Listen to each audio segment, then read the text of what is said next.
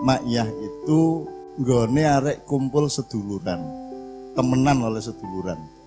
Masya teko Bimo, teko Korea, teko Papua, teko Sumatera, dadi dulur temenan, itu nomor satu. Bersaudara secara benar-benar. Jadi mereka kalau Maiyah di Jogja ya nginepnya ya arek-arek Maiyah dhewe. Kalau yang dari Jogja yang Bali ke sini ya nginep di jamaah-jamaah di sini. Mereka serawung dhewe. Nomor loro, Maiyah itu bukan madhab Islam, apalagi agama. Jadi bukan ono agama Maiyah ojo. Bukan agama, juga bukan madhab. Jadi ini duduk Syafi'i, duduk Hanafi, duduk Hambali. Jadi ini bukan madhab. Kok bukan? Nanti dulu. Jadi bukan ormas juga, bukan seperti NU, bukan seperti Muhammadiyah, juga bukan aliran atau sekte. Jadi bukan kayak HTI, bukan kayak. Jadi Maiyah itu tempat anak-anak berkumpul, satu saling bersungguh-sungguh memikirkan keadaan kehidupan ini. Maka terus belajar beneran di Quran, belajar beneran ilmu sosial, belajar beneran semuanya. Dari kuliner sampai makrifat dipelajari semua. Nomor 3, di Maiyah ini duduk geng motor ini. Jadi kalau mereka pakai seragam itu tidak ada kewajiban pakai baju Maiyah, enggak ada. Itu karena cintanya. Ini ya. Nah, kita tidak menyaingi siapa-siapa, kita tidak mungkin dan tidak mau menjadi partai politik, ya, seperti Perindo, misalnya dengan Kiai Haji Haritanu Sudibyo, ya. Saya bukan Kiai Haji, saya tidak berani melakukan pakai serban dan peci seperti beliau Kiai Haji Haritanu. Mulanya aku golek kupluk sing rada Rusia titik. Cek rada cek diarani ya Islam tapi ya rada PKI titik ketoke ngono ya. Gitu ya, pokoknya saya bikin Anda kebingungan supaya tidak menentukan aku iki sapa. Ndak penting aku sapa, sing penting aku lapo. Aku manfaat tagal ngono.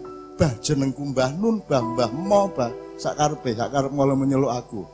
Manek rada nglarakno ati tak tonyo ngene lah gitu. Tak ngel-ngel ngono ya. Ya. Terus apakah bisa anak Maiyah yang jumlahnya luar biasa banyak dan berlapis-lapis, ada yang kelihatan, ada yang tidak kelihatan. Ono sing mek YouTuber tok. Ono sing JTV menek blimbing tok, ono sing maca sahabat tok, TV 9 tok, ono sing Banawa Sekar tok, ndak apa-apa.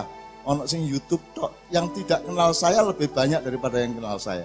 Tapi tiap hari asal saya ke bandara, ke terminal, ke pasar, selalu ketemu jamaah baru yang mereka sudah hafal ilmu-ilmu Maiyah. Jadi Maiyah ini bukan golongan yang akan mengancam siapa-siapa. Maiyah tidak boleh menjadi masalah di Indonesia. Orang hidup itu kalau bisa ikut menyelesaikan masalah, nek gak iso ojo dadi masalah. Itu minimum begitu. Jadi sing penting ojo nambahi masalah, syukur iso ngewangi menyelesaikan masalah. Jadi semua parpol, semua ormas, semua golongan, semua kiai, semua ustadz tidak usah ragu-ragu kepada Maiyah, karena Maiyah bukan pesaing Anda. Aku duduk kiai ini arek-arek. Meneh-meneh kon mlebu neraka gak iso nulung, kon mlebu swarga gak iso melok. Kita mboten. Kon tanggung jawab dhewe-dhewe, maka di Maiyah itu setiap anak nomor satu, setiap warganya nomor satu belajar berdaulat kepada dirinya sendiri. Dia menentukan keputusannya masing-masing, belajar dan mandiri ilmunya, mandiri pendapatnya. Kalau anak Maiyah sholat, itu keputusan dia di hadapan Allah Subhanahu wa taala dan tanggung jawab langsung kepada Allah Subhanahu wa taala, gak liwat aku. Gak ono sholat liwat aku, gak ono. Jadi aku duduk sopo-sopo, sekali lagi ya, aku ngancani. Ini sekedar penjelasan mendasar, tapi nek diduawakno akeh arek-arek Maiyah dhewe wis makin berkembang. Dan sekali lagi Maiyah, Pak, kepada urusan kepolisian ngewangi, kepada urusan koramil ngewangi, kepada urusan kelurahan camat ngewangi. Kita semua ngewangi siapa saja menuju yang terbaik. Dan arek Maiyah ngene iki seneng ya toh. Kadang-kadang misuh, tapi misuh dengan itikat baik dan untuk kebahagiaan bersama. Karena misuh itu belum tentu jelek, belum tentu baik. Ya tak? Kon kate matene wong Allahu Akbar, jelep, api ta rek Allahu Akbar. Jadi Allahu Akbar, kalimat thayyibah, meso itu tidak bisa ditentukan baik buruknya berdasarkan kata-katanya, tapi berdasarkan posisi dan fungsinya. Betul tak? Zaman ono doli, kon melbu kalimat thayyibah ngono. Melbu doli assalamualaikum. Terus ada yang buka cenderung waalaikumsalam mas. Terus manu nyang-nyangan melbu kamar ditutup terus mari kita mulai dengan Allahumma sholli wa sallim ala Muhammad. Apik tak gak selawatan? Selawatan baik tidak tergantung selawatnya, tapi tergantung niatnya, ruang waktunya dan konteks peristiwa sosialnya apa, kan begitu. Maka anak-anak maknya ini sudah hafal bahwa babi itu tidak haram, Pak. Ini sampean baru dengar ini. Babi tidak haram. Haram itu kalau dimakan. Kalau babinya hidup boleh enggak? Boleh. Yang enggak boleh dimakan. Jadi babi haram atau halal? Yang haram memakannya. Gini ini harus detail. Iki sing kait krungu kan mesemo kan ya. Mene kan mulai kan Pak babi halal Pak ngono. Pamer karo bapakne. Bapakne langsung deyes. Ngapa-ngapa kan modar iki ya. Mulane aja nggodha-nggodha bapakmu ya. Pak, ternyata sholat subuh itu tidak wajib Pak, malah haram loh sholat subuh itu. Apa? Langsung begyong. Loh Pak, sholat subuh itu haram Pak. Nah, sekarang masih jam 9 malam. Sajal sholat subuh. Sholat subuh wajib nanti 4:30 esok. Ya tak gak? Pada waktu atau interval waktunya kan gitu. Nah sekarang itu cara berpikir kita. Indonesia ini banyak sekali ketidaklengkapan berpikir, ketidakjangkepan dan ketidakutuhan pertimbangan. Mulanya ngene salah, ngono salah, ngene akibatnya elek, ngono akibatnya elek. Berbuat baik pun menjadi berakibat mudorot. Ini ya, oke. Jadi saya sama teman maknya itu tidak mengandalkan simbol. Kon gak kudu kupuluan, nek kon kupuluan mergo tresno. Ya gak kupuluan gak apa-apa, kupuluan ya apik gak masalah. Aku ireng gak apa-apa, putih gak apa-apa, sing penting kelakuan apik nang awakmu lak ngono sih wong urip. Gak kok terus iki preman iki gak tau sembayang terus menene kupuluan oh wis Islam. Ngono. Ya masuk kupuluan tok wis Islam. Lah saiki lak ngono pencitraan. Morong-morong ngimami sembayang zuhur. Malaikat bisik-bisik. Ngono ya, oke ya, oke. Sekarang gini terakhir.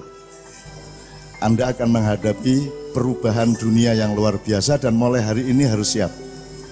Tandang. Ayo.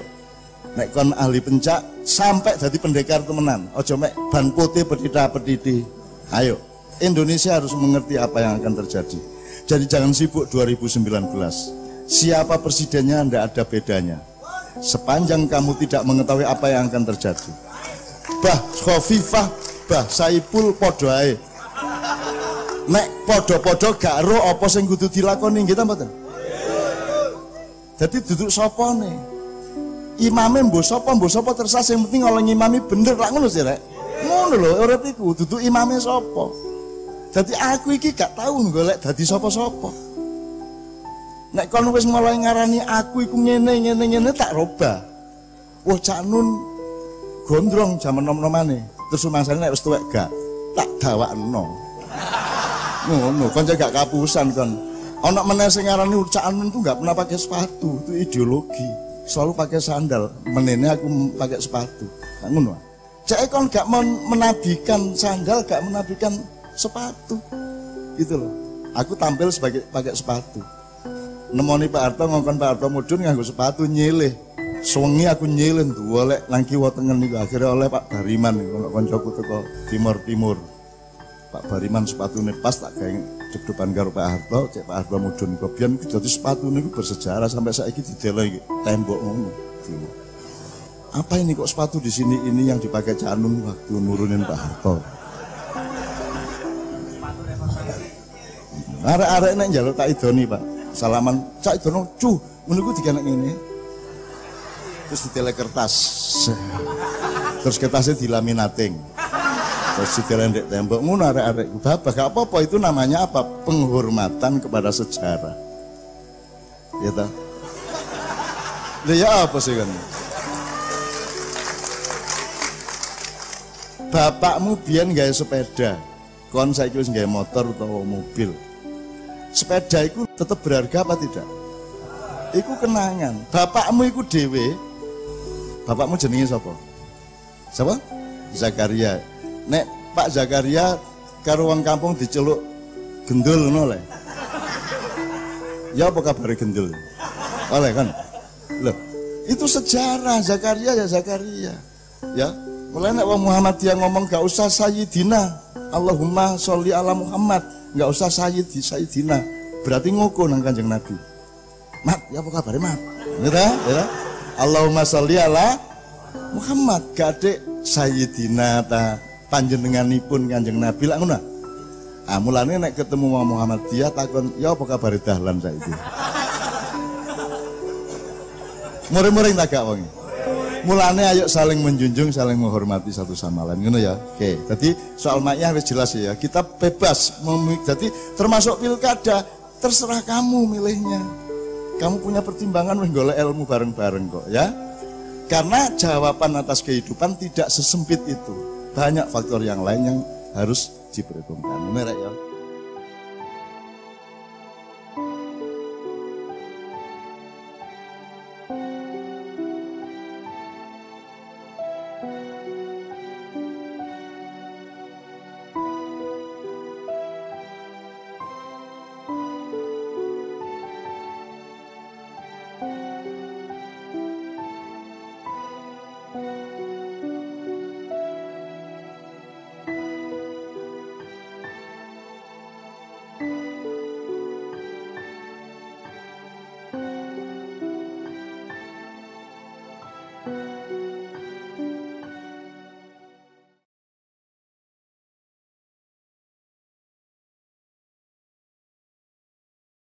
Assalamualaikum, selamat datang di Pauling Ma'iyah. Berikut ini adalah kutipan video Sinau Bareng tahun 2019. Dan kurang lebih sebatas yang dapat kami tangkap, berikut ini ulasannya. Pasca reformasi, tepatnya selang 2 hari setelah Pak Harto lengser dari jabatannya, Mbah Nun yang sebelumnya aktif di media massa memilih untuk menggeluti jalan sunyi. Hal itu Mbah Nun lakukan karena beliau menganggap bahwa reformasi itu ternyata palsu. Karena reformasi yang digadang-gadang akan melahirkan Indonesia baru adalah sebuah hayalan. Karena nyatanya reformasi ternyata dimonopoli. Kalau dalam istilah yang sering Mbah Nun sampaikan adalah reformasi itu palsu. Orang-orang yang dulu mengkritik Soeharto ternyata tidak benar-benar murni memperjuangkan keadilan. Sebenarnya mereka cuma iri. Kok cuma Soeharto saja yang bisa mencuri? Saya juga pengen loh. Maka jangan heran kalau yang terjadi pada negeri kita sekarang ini adalah munculnya Soeharto-Soeharto baru di mana-mana. Mengenai hal tersebut, tak jarang juga kadang Mbah Nun berkelakar begini. Rek, tok kandani yo, Gus Dur itu sampai sekarang ini belum didatangi malaikat mungkar nakir. Jadi, sampai sekarang Gus Dur itu belum ditanyai man robbuka. Kan mungkar nakir akan mendatangi kita setelah 70 langkah orang terakhir. Sementara almarhum Gus Dur kan tidak pernah berhenti tuh yang ziarah. Bahkan sampai pada bermalam. Nah, karena tidak kunjung didatangi malaikat, maka Gus Dur pun boring nungguin. Kemudian jalan-jalan keluar. Saat jalan-jalan itulah tak sengaja Gus Dur melihat truk lewat dan senyum-senyum sendiri. Sesaat kemudian Gus Dur sowan ke Pak Soeharto. Pak Harto kaget, loh tumben Gus kesini, ada apa? Gus Dur menjawab, gak apa-apa Pak Harto, cuman itu loh rakyat kangen sama sampean. Sampai-sampai banyak truk-truk yang memajang foto jenengan, terus ada tulisan begini, piye penak zamanku toh? Pak Harto sembari tersenyum, kemudian berkata, ah masa sih Gus? Gus Dur, enjeh Pak, rakyat itu kangen sama sampean. Pak Harto, apa benar zaman saya lebih enak dari zaman sekarang? Gus Dur menjawab, oh ya benar Pak Harto, jelas lebih enak zaman sampean. Zaman sampean Pak Hartonya cuma satu, sementara zaman sekarang Soehartonya banyak ada di mana-mana. Jelas bukan itu substansinya. itu hanya kelakar dibalut dengan balaghah atau majas yang sering Mbah Nun lontarkan. Dan substansinya adalah reformasi itu palsu karena nyatanya maling makin banyak dan kian menjamur. Sekarang korupsinya bukan hitungan MM-an lagi, tapi triliunan. Apa saja dikorupsi, bahkan sampai dana haji pun juga dikorupsi. Atas hal itulah maka Mbah Nun memilih untuk tidak berurusan dengan pemerintah. Karena beliau tahu bahwa reformasi itu palsu, maka sejak itu beliau lebih memilih melakukan gerakan sholawat keliling ke desa-desa. Beliau ingin mengumpulkan orang-orang yang baik yang mau bersolawat bersama. Semoga dengan itu Allah akan terharu dan menolong bangsa Indonesia. Karena hanya Allah yang bisa menolong bangsa ini. Dan apabila Allah sudah terharu, maka ia tidak akan rela kalau ada orang yang menzolimi kekasihnya. Dan Allah lah yang akan menolak keburukan menimpa kekasihnya itu. Sehingga kalau ada pemerintah yang menzolimi rakyat, maka Allah lah yang akan membalasnya. Di sisi lain, Mbah Nun juga mengungkapkan alasan beliau keliling selama berpuluh-puluh tahun itu bukan karena ingin mencalonkan diri. Tak jarang juga Mbah Nun sering mengungkapkan bahwa Indonesia sekarang ini dipimpin oleh Soeharto. Dan oleh karena itu, maka beliau tidak ingin anak-anak muda seperti generasi kakak-kakaknya. Beliau juga sering mengungkapkan bahwa untuk memperbaiki Indonesia itu tidak mudah. Karena yang utama harus diperbaiki adalah mentalnya. Karena selama mentalnya masih seperti sekarang ini, maka mau ganti presiden beberapa kali lagi juga akan tetap sama saja. Namun, jika manusianya yang sudah berubah, maka insya Allah Indonesia akan sembuh. Oleh karena itu, maka Mbah Nun berkeliling kemana-mana itu dalam rangka ingin bertemu dengan anak cucu beliau yang mau diajak sinau bareng atau belajar bersama. Karena kelak merekalah penerus bangsa ini. Maka kalau penerusnya sudah baik, insya Allah Indonesia juga akan menjadi baik. Jadi intinya yang terpenting terlebih dahulu dibangun adalah manusianya. Itulah salah satu alasan kenapa Mbah Nun keliling kemana-mana. Tanpa terasa sekarang Mbah Nun sudah berumur 70 tahun. Dan selama puluhan tahun itu juga, Mbah Nun tercatat sudah ribuan kali keliling ke desa-desa bersama Kiai Kanjeng. Dalam acara itu, Mbah Nun melakukan berbagai dekonstruksi pemahaman atas nilai-nilai, pola-pola komunikasi, metode perhubungan kultural, pendidikan cara berpikir, dan pengupayaan solusi masalah masyarakat.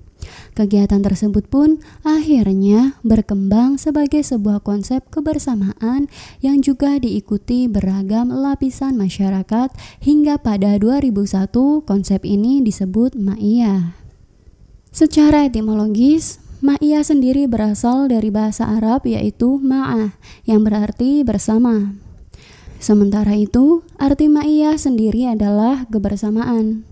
Nantinya, kebersamaan yang dibangun harus selalu berpijak pada kebersamaan segitiga cinta antara Allah, Rasulullah, dan setiap makhluk. Sementara itu, Ma'iyah sendiri bukanlah mazhab, bukan aliran, bukan agama, dan bukan juga partai ataupun ormas. Dan di dalam Ma'iyah juga tidak ada konsep guru murid. Jadi, di Ma'iyah tidak ada ustadznya, tidak ada pimpinannya, dan tidak ada kiainya. Karena dalam konsep Ma'iyah, setiap dari kita adalah pemimpin, dan kita mandiri, berdaulat atas diri kita masing-masing. Oleh karena itu, maka ilmu pertama di Ma'iyah adalah berdaulatlah atas diri kita masing-masing. Kurang lebih, itu sedikit gambaran tentang apa itu Ma'iyah.